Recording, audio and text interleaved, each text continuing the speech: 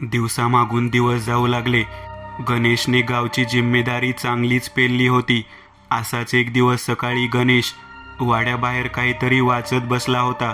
अचानक केशव भट रागाने वाड्यावर येऊ लागले. मालक, केशव काका येत आहेत. खुळा रमेश चित्रविचित्र हात दाखवत बोलला.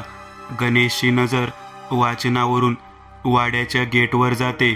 समोर केशव भट गणेशकडे रागाने बघत उभे असतात.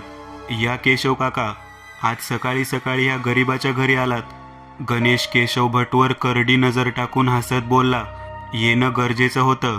ए खुळ्या, आतून एक खुर्ची घेऊन ये यांना बसायला. रमेश आतून खुर्ची घेऊन येतो. केशव भट खुर्चीवर बसतात. गणेश दादा, तू मंदिराचा हिशोब का मागितला?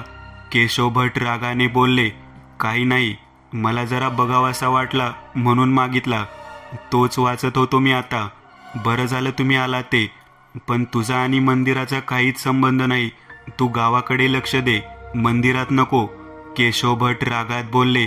काका, मंदिर पण माझ्या गावातच येते म्हणून लक्ष घालतोय. परत गावकरी म्हणायला नको की मंदिरात लक्ष घातलं नाही म्हणून. गणेश टोमणा मारत बोलला.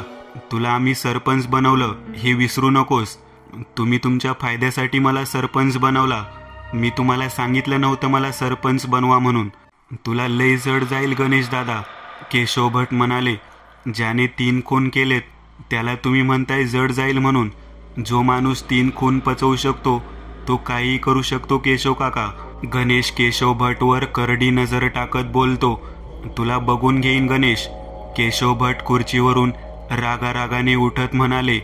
गणेश नाही, गणेश दादा म्हणाव केशव काका. आणि हो, दुपारी ग्रामसभा ठेवली आहे. तुम्ही आणि तुमचे मित्र या तिथं. तुम्ही सगळे तर प्रमुख पाहुणे आहेत आजचे. गणेश हसत बोलला. आम्ही येणार नाही. नाही आला तर उचलून घेऊन येईल. गणेश करडी नजर टाकत बोलला. केशव भट रागाने गणेशकडे बघत वाड्याच्या बाहेर जाऊ लागतात. ओ केशव काका, आहो चहा तर पिऊन जावा गरिबाचा. गणेश हसत टोमणा मारतो. केशव भट गणेशचं न ऐकताच निघून जातात. आज सगळ्यांची कशी ठासतो बघ, गणेश मनातल्या मनात बोलतो. आता गणेश दुपारची वाट बघू लागला. दुपार झाली. गणेश पूर्ण तयारी करून ग्रामसभेत गेला. गणेशची नजर स्टेजवर जाते. केशव भट, दिनकर वाणी, सुधाकर देशमुख आणि दिगंबर सुतार आधीच हजर असतात. गणेश त्यांच्यावर करडी नजर टाकून हसतो. आता आपल्या गावच्या लाडक्या सरपंचाचे आगमन होते. स्टेजवरून अनाउन्समेंट. गावकरी टाळ्यांचा गडगडाट करतात. गणेश हात जोडून गावकऱ्यांना नमस्कार करतो. मी आता आपल्या सरपंचांना विनंती करतो की त्यांनी ही ग्रामसभा चालू करावी.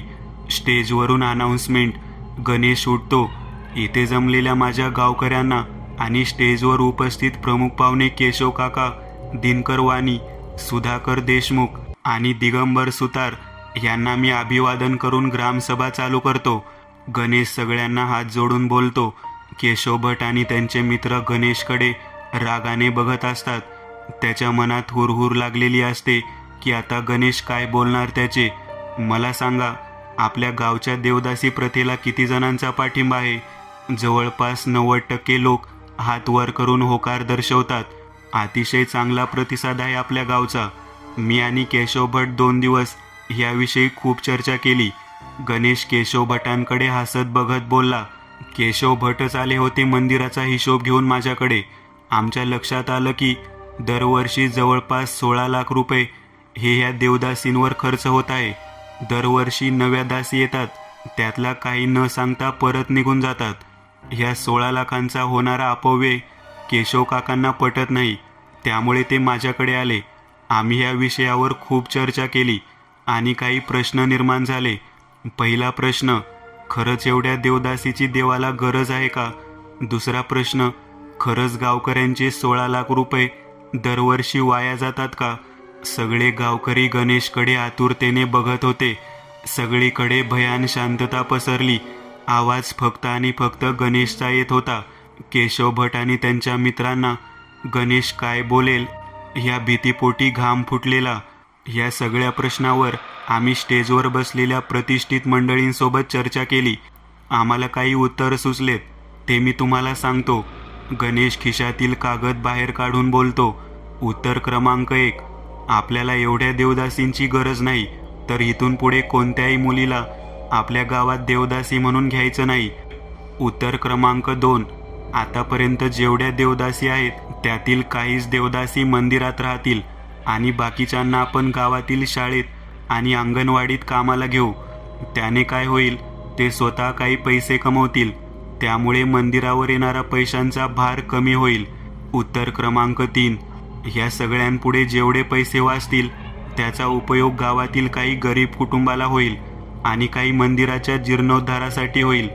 जर समजा मंदिराचे 12 लाख रुपये वाचले तर गावातील जवळपास 20 तरी कुटुंबाला आपण आर्थिक मदत देऊ शकतो. आणि जर समजा उद्या देवाला सेवा करायला देवदासी कमी पडली तर आपण आहेच ना देवाची सेवा करायला. आता आम्ही आमचे विचार तुम्हाला सांगितले आहे. हा विचार किती गावकऱ्यांना पटलाय त्यांनी हात वर करा. गणेश म्हणाला. गावकरी सगळे स्तब्ध झाले. ते गणेशच्या बोलण्यावर विचार करू लागले. कोणी हात उचलायचे धाडस करत नव्हते. गणेश समोरचं दृश्य बघून हताश झाला. तेवढ्यात एका गावकऱ्याने हात वर केला. त्याला पाहून सगळेजण आपले हात वर करू लागले. गणेशला आनंद होऊ लागला. जवळपास 80% लोकांनी हात वर केला. गणेश दादा, तुम आगे बढ़ो, हम तुम्हारे साथ है. तुम्ही गावचा योग्य निर्णय घेताय. गावकरी घोषणा देऊ लागले. गणेशला स्वतःच्या डोळ्यांवर विश्वास बसत नव्हता. गणेश सगळ्यांना शांत होण्याचा इशारा देतो. मला हाच विश्वास होता आपल्या गावकऱ्यांकडून. म्हणजे मी तुम्हा सगळ्यांचा पाठिंबा आहे असं समजतो आणि याची अंमलबजावणी 2 दिवसात करतो. मी केशव काकांना विनंती करतो त्यांनी सगळ्या देवदासींची माहिती 2 दिवसात ग्रामपंचायतमध्ये जमा करावी. गणेश केशव भटकडे बघत बोलला. गणेश दादा, तुमच्या पाठी अख्खं गाव आहे. गावकरी घोषणा देऊ लागले. थांबा जरा. ह्या निर्णयाचे खरे मानकरी केशव काका आणि स्टेजवर उपस्थित आपल्या गावचे प्रतिष्ठित मंडळी आहेत. त्यांनीच हा विषय माझ्याकडे घेऊन आलेत. माझी अशी इच्छा आहे की ह्या सगळ्यांना पुष्पहार घालून ह्या सगळ्यांचे आभार मानले पाहिजे. हे आणणारे पुष्पहार. गणेश म्हणाला. सगळे स्टेजवरचे मंडळी मनात नसताना हसू लागले. गणेश हार घेऊन आला. गणेश केशव भटला हार घालू लागला. साहेब, कसं वाटलं सरप्राईज? गणेश केशव भटकडे बघून हसत बोलला. आता तुझं काही खरं नाही गणेश दादा. केशव भट रागाने बोलले. आता तर गावकरी माझ्या बाजूने आहेत आणि ही प्रथा मी जवळपास बंद पाडली आहे. बघू आता कोणाचं वाईट होतं ते. केशव काकांसाठी जोरात टाळ्या वाजवा. गणेश जोरात बोलतो तसे गावकरी जोरात टाळ्या वाजवतात. गणेश सगळ्यांना हार घालतो. ठीक आहे केशव काका, मला जरा तालुक्याला जायचं आहे, मी निघतो. गणेश हसत बोलतो. गावकऱ्यांना नमस्कार करून गणेश निघून जातो. पाठमोऱ्या जाणाऱ्या गणेशच्या आकृतीकडे केशव भट आणि त्यांचे मित्र रागाने बघत असतात. तुम्हाला आधीच सांगितलेलं की ह्याचे नख वाढले आहेत म्हणून. दिनकर वाणी. तेव्हाच कापायला पाहिजे होता हात त्याचा. सुधाकर देशमुख. आता हात नाही गळा कापायचा. केशव भट रागाने गणेशकडे बघत बोलले. आज रात्रीच कापूस आल्याला. दिगंबर सुतार केशव भटच्या कानात बोलतो. होय, आज रात्रीच याचा बळी द्यावा लागेल. केशव भट रागाने पुष्पहार काढत बोलले. गणेश वाड्यावर येतो आणि तालुक्याला जायची तयारी करतो. माधवी, मला माहीत आहे तू माझ्याशी बोलत नाहीस, पण तरी पण घरात सांग मी तालुक्याला जात आहे आणि यायला रात्री खूप उशीर होईल. माधवी मान हलवून होकार दर्शवते. मालक, म्या बी येणार तुमच्यासोबत. खुळा रमेश विचित्रपणे हसत बोलतो. तुझं काय काम आहे तिकडे, तू इथेच थांब. गणेश दम देत बोलतो. नाही मालक, मी पण येणार. रमेश बोलता बोलता गाडीत बसला. रमेश काही ऐकणार नाही हे आता गणेशला कळलं होतं. बरं ये, तसं पण रात्रीचं कोणी नव्हतं सोबत. येड्याची तर येड्याची साथ. गणेश रमेशला टपली मारत बोलतो. आता गणेश तालुक्याला गेला. त्याला तालुक्यातील काम करायला खूप वेळ लागला. एव्हाना काळोख पसरला होता. गणेशने आता परतीची वाट धरली होती. एव्हाना खूप रात्र उलटून गेली होती. रस्त्यावर भयान शांतता पसरली होती. आजूबाजूची झाडे भयावह दिसत होते, पण गणेश घाबरला नव्हता. त्याच्यासाठी तर हे सगळं नेहमीचं होतं. गणेशची गाडी गावच्या वेशीजवळ आली. अचानक गणेशला रस्त्याच्या मधोमध लाल साडी नेसलेली बाई चालताना दिसली. गणेशच्या गाडीचा वेग मंदावते. गणेश गाडीचा हॉर्न मारतो, पण ती बाई रस्त्यावरून हटत नाही. गणेश वैतागतो. ए बाई, बाजूला हो. गणेश वैतागून बोलतो. गणेशला ती बाई काहीच प्रत्युत्तर न देता रस्त्यावर चालत असते. अचानक ती बाई चालायची थांबते. गणेश त्याची गाडी थांबवतो. ए खुळ्या, काही झालं तरी गाडीतून उतरायचं नाही. मी जरा हिला बघून येतो. गणेश रमेशला दम देत गाडीतून उतरतो. गणेश हळूहळू त्या बाईजवळ जाऊ लागतो. ती बाई फक्त उभी असते. तिची काहीच हालचाल नसते. गणेश तिला हाताने वळवतो. समोरचं दृश्य बघून गणेश दचकतो. चेहरा जळालेली बाई त्याच्याकडे नजर रोखून उभी असते आणि जोरजोरात हसत असते. कोण आहेस तू? गणेश स्वतःला सावरत बोलतो. तू एवढ्या लवकर मला विसरलास? बाई हसत हसत, कोण आहेस तू सांग? मी लक्ष्मी. बाई जोरजोरात हसू लागली. लक्ष्मी, तुझं एकदा मरून समाधान झालं नाही वाटते, म्हणून तू परत आली आहेस माझ्यासमोर. गणेश हळूहळू बाईजवळ जाऊ लागला. गणेश त्या बाईला पकडणारच तेवढ्यात गणेशच्या पाठीवर बांबूचा वार होतो. गणेशचा तोल जाऊन रस्त्यावर पडतो. त्याच्यासमोर 2 माणसे हातात काठी आणि कुऱ्हाड घेऊन उभे होते. त्यांनी चेहऱ्याला रुमाल बांधला होता. दोघेजण गणेशवर काठीचा हल्ला चढवतात. गणेश स्वतःचा बचाव करू लागतो, पण त्या दोघांपुढे गणेशचं काही चाललं नाही. थोड्या वेळाने गणेश बेशुद्ध होतो. एक माणूस हातातील कुऱ्हाड घेऊन गणेशजवळ जातो. तो गणेशला मारणार तेवढ्यात खुळा रमेश त्या माणसाच्या पायावर जोरात चावतो. त्या माणसाच्या हातातील कुऱ्हाड निसटते आणि खाली पडते. रमेश ती कुऱ्हाड हातात घेऊन दोन्ही माणसांवर हल्ला करतो. रमेश वेड्यासारखं हाताने कुऱ्हाड फिरवतो. थोड्या वेळाने गणेश हातातील कुऱ्हाड बाजूला ठेवतो आणि हातातील तो दगड त्यांच्यावर फेकून मारतो. समोरचं दृश्य बघून दोन्ही माणसे घाबरतात आणि पळून जातात. रमेश गणेश जवळ जातो आणि त्याला उठवायचा प्रयत्न करतो, पण गणेश बेशुद्ध असतो. मालक, उठा मालक, भूक लागलीये. रमेश विचित्रपणे बोलतो, पण गणेश निपचित पडलेला असतो. गणेश हळूच आपले डोळे उघडण्याचे प्रयत्न करू लागतो. अंगावरील जखमेच्या वेदना त्याला असह्य होत होत्या. अरे कुठे आहे मी? गणेश डोळे उघडत कणत बोलला. ए आई, दादा शुद्धीवर आला बघ. माधवी जोरात हाक मारते. मी घरी कसा आलो? दादा, काल रात्री रमेश वाड्याच्या बाहेर जोरजोरात ओरडत होता, म्हणून आम्ही सगळे बघायला आलो, तर तू बेशुद्ध पडला होतास. मग आम्हीच तुला घरात आणलं. पण मी वाड्यावर कसा आलो? काय म्हणतोस दादा? अगं काल रात्री गावाच्या बाहेर. गणेश बोलता बोलता थांबला. काय गावाच्या बाहेर? आणि तुला एवढं लागलं कसं? काही नाही ग, आता मला आठवलं. काल मी गावाच्या बाहेर घसरून पडलो, त्यामुळे लागलं एवढं. गणेश विषय बदलत बोलला. घसरून पडल्यावर एवढं लागतं? माधवी आश्चर्यचकित होऊन विचारते. तू तुझं काम कर जा. गणेश वैतागून बोलतो. देवा परमेश्वराची कृपा झाली म्हणायची. तू शुद्धीवर आलास बाळा. गणेशच्या गालावरून हात फिरवत आई बोलली. कालपर्यंत बोलत नव्हती आणि आज अचानक बाळा? गणेश आवाक होऊन विचारतो. तू माणसं तोडलीस, आम्ही नाही. तुला कुणाचीच कदर नाही. तुला आईचं जगणं कळायचं नाही. आई रडत रडत बोलली. बरं राहून दे तुझं रडगाणं.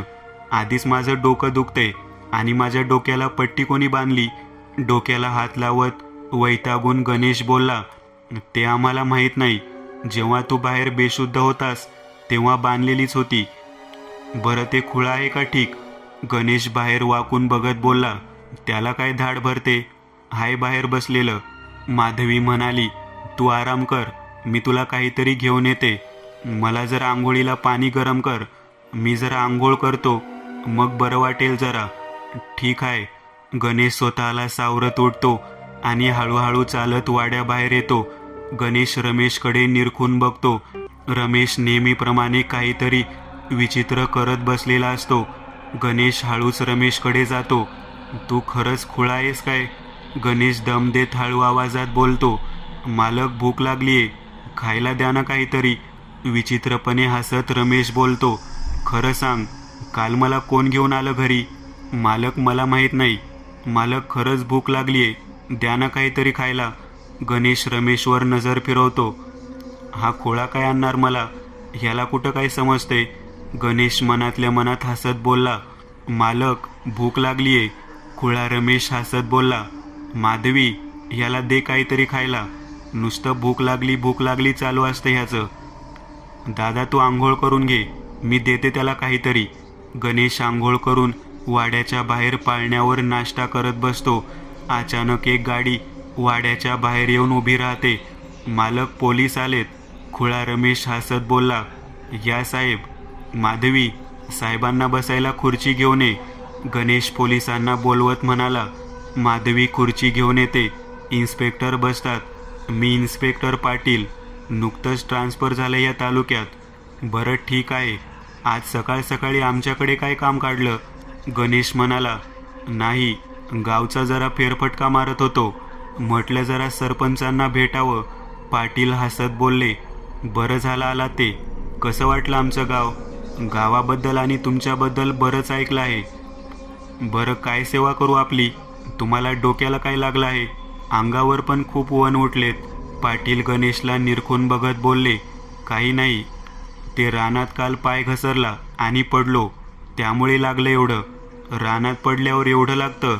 साहेब, आता ह्याचा पण पुरावा मागणार का? मला कळले गावातून तुम्ही काहीच पुरावा ठेवत नाही मागे. पाटील गणेशला करड्या नजरेने बघत बोलले. साहेब, नक्की काय म्हणायचे तुम्हाला? गावात चर्चा आहे की तुम्ही तुमच्या भावाला आणि गावातील 2 बाईंना मारलं आहे म्हणून. माधवी चहा घेऊन येते. साहेब, पहिला चहा प्या, मग बोलू. चहाचा कप देता देता गणेश बोलला. माझ्या प्रश्नांचं उत्तर दिलं नाही तुम्ही. चहाचा एक घोट घेत पाटील बोलले. पाटील साहेब, पोलीस खातं चर्चेवर चालत नाही, त्यासाठी पुरावा लागतो. आणि गावची माणसं अडाणी आहेत, ते काय बी बोलतील, तुम्ही नका लक्ष देऊ. ते पण बरोबर आहे म्हणा, पण आमचं आहे तुमच्यावर नीट लक्ष. पाटील चहाचा कप खाली ठेवत बोलले. असंच लक्ष असू द्या पाटील साहेब. बरं, परत भेटू आपण. पाटील सर गणेशला हात मिळवून निघू लागले. भेटू ना साहेब, पण पुढच्या वेळेला सांगून या, म्हणजे जेवणाची तयारी करू चांगली. जेवण तर आपण दोघे करू, पण इथे की आमच्या पोलीस स्टेशनमध्ये ते बघू. पाटील हसत बोलले आणि निघून गेले. पोलिसांची गाडी निघून जाते. एव्हाना ही खबर अख्ख्या गावात पोहोचते. पोलिसांना कोणी सांगितलं असेल? गणेश मनातल्या मनात बोलला. दादा, जरा आराम कर, बरं वाटेल तुला. बरं, ठीक आहे. गणेश वाड्यात जातो आणि विश्रांती घेतो. रात्र होते. गणेश जेवण करून बाहेर पाळण्यावर विश्रांती करत असतो. खुळा रमेश त्याच्या समोर बसलेला असतो. गणेशच्या डोक्यात काल रात्रीचाच विचार चालू असतो. कुणी हल्ला केला असेल काल? आणि ती बाई कोण होती? काही केल्या या हल्ल्याच्या मागे कोण होता हे शोधून काढलं पाहिजे. गणेश मनातल्या मनात बोलू लागला. गणेशच्या मनात नाना प्रकारचे विचार चालू असतात. दादा, बास झाला आता बाहेर, आत येऊन झोप आता. गणेश विचारातून बाहेर येतो. बरं, ठीक आहे, आलो. अगं, या खुळ्याला काही दिलं की नाही खायला? दिलंय खायला, तू त्याची काळजी करू नकोस, तू आत ये झोपायला. गणेश आत जातो झोपायला. अजूनही गणेशचं शरीर दुखत असतं. गणेश थोड्या वेळात गाढ झोपी जातो. खूप रात्र होते. सर्वजण शांत झोपलेले असतात. अचानक वाड्याचा दरवाजा कुणीतरी जोरजोरात ठोठावतं. दादा, दरवाजा उघडा, लवकर दरवाजा उघडा. बाहेरून आवाज येतो. गणेशच्या घरातले सगळे जागे होतात. एवढ्या रात्रीचं कोण आलं असणार? तू थांब, मी बघतो. गणेश सावधपणे दरवाजाजवळ जातो आणि हळूच उघडतो. बाहेर एक मुलगी रडत असते. कोण आहेस तू? दादा, मला आणि माझ्या बहिणीला वाचवा. मुलगी रडत रडत बोलली. तू आत ये आधी. आई, हिच्यासाठी पाणी घेऊन ये. गणेश त्या मुलीला आत घेऊन बसवतो आणि तिला पाणी देतो. ती मुलगी पाणी पिते. दादा, माझ्या बहिणीला वाचवा. कुठं आहे तुझी बहीण? मंदिरामागे देवदासींच्या खोलीत. तू देवदासी आहे काय? आणि कोण काय करते तुझ्या बहिणीला? दादा, मला आणि माझ्या बहिणीला बापाने ह्या गावात इकलं होतं. आता मला आणि माझ्या बहिणीला गाडीत घालून कुठंतरी नेणार आहेत. मी कशीबशी सुटून आली त्यांच्यातून. मुलगी रडत रडत बोलली, अगं पण कोण नेतंय तुम्हाला? ते मला माहीत नाही दादा. माझ्या बहिणीला वाचवा, ती लोक खूप घाणेरडे आहेत. मुलगी जोरजोरात रडत बोलली. हे सगळं ऐकल्यावर गणेशच्या डोळ्यातून अश्रू आले. बाळा तू घाबरू नगस. किती मुली आहेत तिथे? गणेश मुलीला धीर देत बोलला, लय मुली आहेत. सगळ्यांना बांधून ठेवले त्यांनी. मी कशी बशी पळून आली इथं. मुलगी रडत रडत बोलली, आहे तू हिला सांभाळ, मी जरा जाऊन येतो गावात. गणेश हातात कुऱ्हाड घेऊन रागारागात बोलतो, अरे पण एकला आहेस, तुला काही झालं तर? गणेशची आई गणेशला अडवत बोलली, तू माझी काळजी करू नगस, मला काय बी होणार नाही. आज एकाला बी जिता सोडत नाही. गणेश तावातावाने बोलून वाड्यातून निघून गेला. गणेश रागात झपाझप मंदिराच्या दिशेने चालू लागला. गणेशच्या अंगातील सगळ्या वेदना क्षणात गायब झाल्या. जणू काही दैवी शक्तीच संचारली होती. रस्त्यावर खूप काळोख होता. गणेश मंदिराच्या मागे पोहोचतो. मंदिराच्या मागे एक ट्रक उभा होता. केशव भट, सुधाकर देशमुख, दिगंबर सुतार ट्रकमध्ये मुलींना बळजबरीने बसवत होते. काय चाललंय हे सगळं? गणेश रागात ओरडतो. सगळे सावध होतात. काल वाचला होतास तू, आज नाही वाचणार. पकडा हरामखोराला.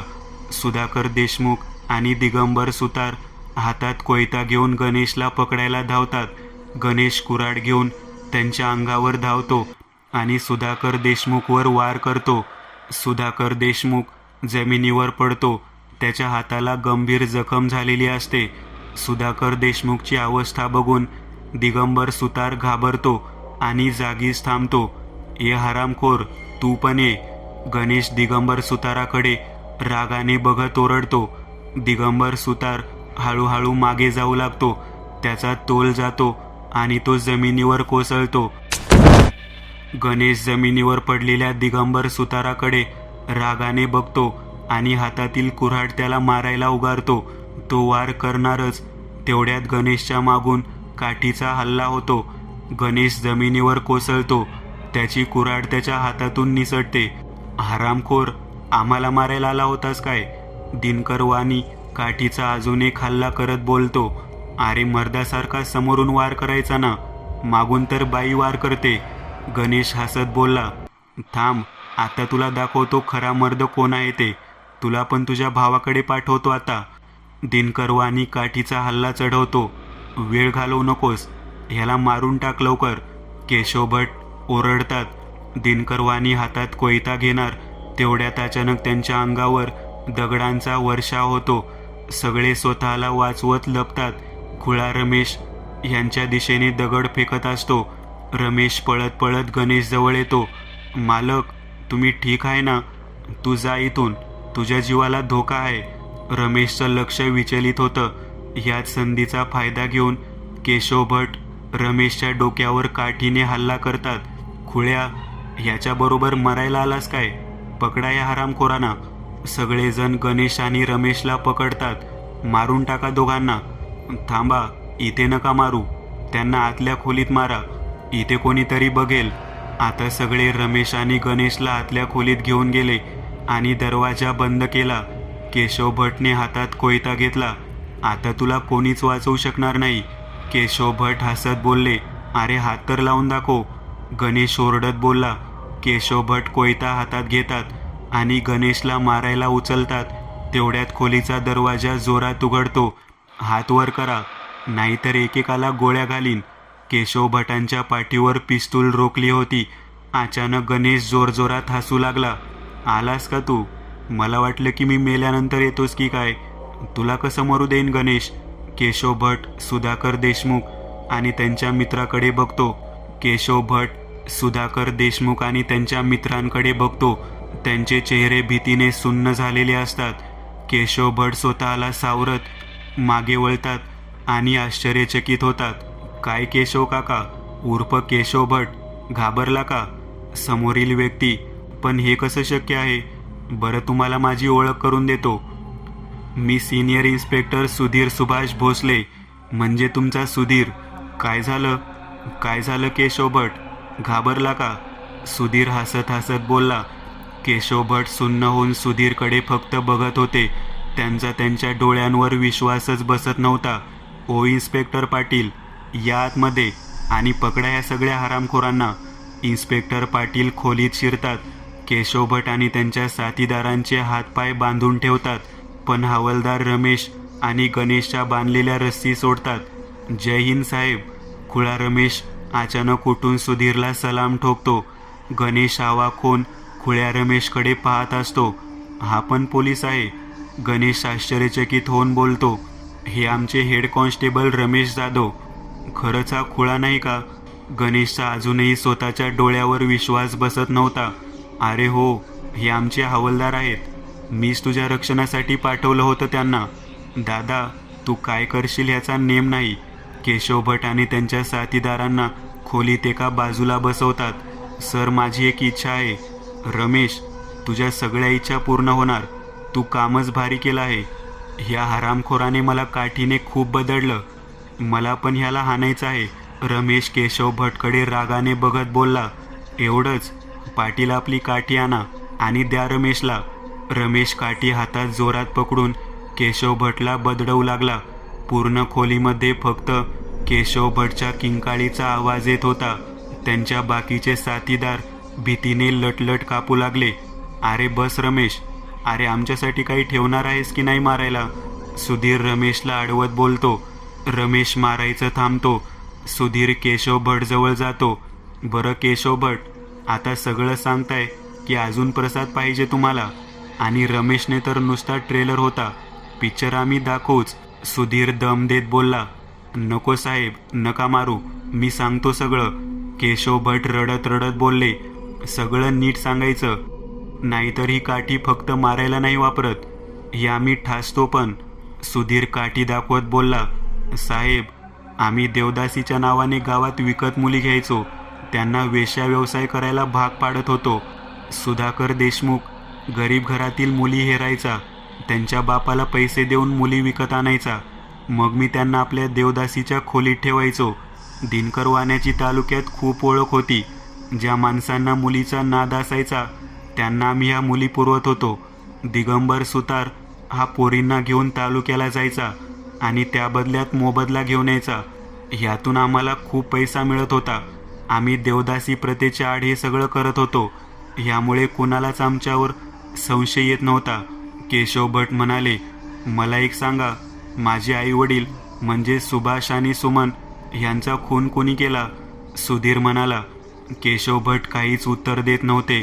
त्यांच्या डोळ्यात भीती स्पष्ट दिसत होती. सांगताय की हानुदांडक्याने? रमेश ओरडतो.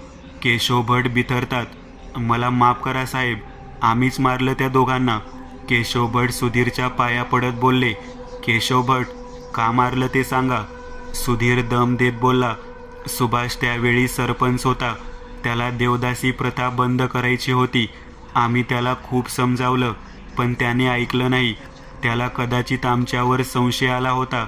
त्यातच मोहन आणि पार्वतीचं प्रकरण बाहेर आलं. सुभाषने त्यांच्या बाळाला दत्तक घ्यायचं ठरवलं. ह्याच संधीचा आम्ही फायदा घेतला. एका रात्री आम्ही त्यांची गाडी गावाबाहेर अडवून सुभाष आणि सुमनला मारून टाकलं.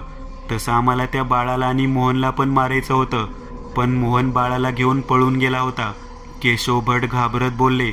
आता तेच बाळ तुमची वाट लावायला आलंय. सुधीर दम देत बोलला. अरे पण दादा, तुला ह्यांच्यावर संशय कसा आला? आणि अमेरिकन प्रकरण काय आहे? गणेश, मी कधीच अमेरिकेला गेलो नाही. मोहन काकांनी मला मुंबईत शिक्षणासाठी पाठवलं. मी तिथेच माझं शिक्षण पूर्ण करून पोलीस खात्यात भरती झालो. मी जेव्हा पोलीस झालो तेव्हा मोहन काकांनी मला गावात होणाऱ्या ह्या घाणेरड्या गुन्ह्याची माहिती दिली. मीच काकांना सांगितलं होतं की गावात सगळीकडे पसरवा की मी अमेरिकेत काम करतो. मोहन काकांनी पण तेच काम केलं. सगळ्यांना मी अमेरिकेत असतो हे सांगितलं. मी माझी बदली या तालुक्यात करून घेतली. तेवढ्यात मला मोहन काका वारल्याची बातमी कळाली. त्यांच्या कार्यानिमित्त मी ह्या गावात आलो. अरे पण तुझा केशव भटवर कधी संशय झाला? तसं मोहन काकांनी आधीच त्यांच्याबद्दल सांगितलं होतं मला. मी जेव्हा गावात आलो तेव्हाच ठरवलं की देवदासी प्रथेमागे चाललेलं घाणेरडं कृत्य गावासमोर आणायचं, पण या गुन्ह्याचा छडा लावायचा तर आधी देवदासींपर्यंत पोहोचावं लागणार होतं. म्हणून मी लक्ष्मीबरोबर प्रेमाचं नाटक करू लागलो. पण नाटक करता करता मी तिच्या प्रेमात पडलो. मी लक्ष्मीकडून सगळी माहिती काढून घेतली, पण सगळीकडे फक्त केशव भट हेच नाव येत होतं. मला माहीत होतं हे काम फक्त केशव भट करू शकत नाही, त्यांच्याबरोबर अजून कोणीतरी असणार, पण त्यांचं नाव कळतच नव्हतं. त्याच काळात केशव भटने लक्ष्मीला आणि मला पकडलं. त्यांनी मला दम देऊन हाकलून दिलं. मग आपण तुला मारण्याचा प्लॅन केला. गणेश हसत हसत बोलला, पण तू वाचला कसा? जेव्हा तुम्ही मला हाकलून दिलं तेव्हा हा माझ्या डोक्यात प्लॅन आला. मला माहीत होतं आता या गावात राहून मला काही खबर मिळणार नाही, कारण तुम्ही लोकांनी माझ्यावर लक्ष ठेवायला सुरुवात केली होती. मग मी कोण आहे हे मी गणेशला सांगितलं. मग माझ्या जोडीला गणेश आला. मग मला मारण्याचा प्लॅन आम्ही ठरवला. मला खात्री होती ह्यामुळे अजून चेहरे बाहेर येतील. आमच्या प्लॅनप्रमाणे गणेश तुम्हाला जाऊन भेटला आणि तुम्ही जाळ्यात अडकला. एक एक करत सगळे चेहरे बाहेर आले. ठरल्याप्रमाणे गणेश पार्वती मावशी आणि लक्ष्मीला घेऊन आला. पण आम्ही मेलो कसं नाही ते गणेशलाच विचारा. सुधीर हसत बोलला, त्या झोपडीला मागून एक दार होतं. त्या दिवशी आपण जायच्या आधी मी एक बोकड झोपडीत तोंड बांधून ठेवलं होतं. मग मी पार्वती मावशी आणि लक्ष्मीला सुधीर दादाकडे आणून सोडलं. नंतर ठरल्याप्रमाणे मी तुम्हा सगळ्यांना घेऊन आलो. तुम्हाला सगळं खरं वाटावं म्हणून सुधीर दादाला तुमच्या देखत शिव्या घातल्या, खूप मारलं त्याला. पण जेव्हा त्याचा खून करायचा होता तेव्हा मी त्याला तुमच्या देखत झोपडीत घेऊन गेलो. झोपडीत गेल्यावर मी ते तोंड बांधलेल्या बोकडावर कुऱ्हाडीचा वार करू लागलो आणि दुसरीकडे सुधीर दादा, लक्ष्मी आणि पार्वती मावशी जोरजोरात ओरडू लागले. थोड्या वेळाने सुधीर दादा मागच्या दारातून लक्ष्मी आणि पार्वती मावशीला घेऊन बाहेर गेला आणि मी पुढच्या दारातून बाहेर आलो. माझ्या हातातील कुऱ्हाडीला लागलेलं रक्त बघून तुम्हाला खरंच वाटलं की मी त्यांना मारले म्हणून. पण जर का ह्याचे मेलेले शरीर भेटले नसते तर परत संशय आला असता. म्हणून मी त्या झोपडीला आग लावली. म्हणजे सगळे शरीर आगीत जळून खाक झाले असे तुम्हाला वाटले. यांच्या जीवाच्या बदल्यात त्या बोकडाला जीव गमावा लागला. गणेश हसत हसत बोलला, आता आम्हाला सगळ्या गुन्हेगारांची माहिती होती पण पुरावा नव्हता. मग आम्ही पुराव्याची वाट बघू लागलो.